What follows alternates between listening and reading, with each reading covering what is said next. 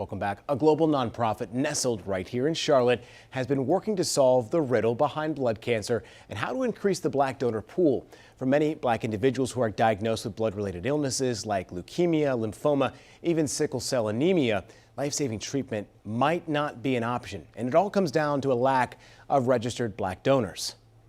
You tend to get donors from people of similar backgrounds. And so the majority of the donor pool is Caucasian. Dr. Shah, a hematologist and oncologist, says international nonprofit DKMS is looking to eliminate blood cancer and along with it, the minority donor deficit that so many patients face. The unrelated donor community is where most patients end up requiring their donor cells from. But finding donor matches is never easy. In fact, 70% of patients must find a match outside of their family. For black patients, they have a 29% chance of finding a donor compared to almost 80% for white patients. Transplant is always the inevitable pathway, and one of the biggest detriments to transplant is finding a donor. DKMS has the world's largest collection of stem cell donor centers and pledges to use its global pool to find more donors of the same ethnicity.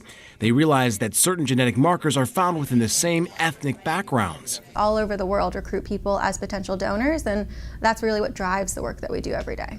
But with an underrepresented donor pool for black patients, finding a match could take time that many don't have.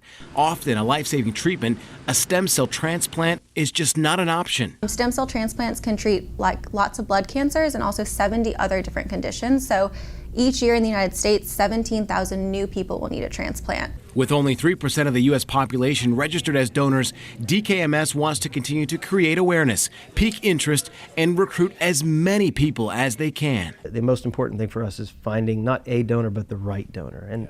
And so the more donors that we have to choose from, the more picky we can get.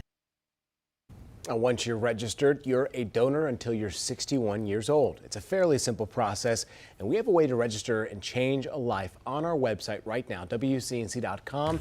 And WCNC Charlotte has partnered with Pride Magazine to share stories just like this one. If you'd like to read more about the program, head to pridemagazineonline.com.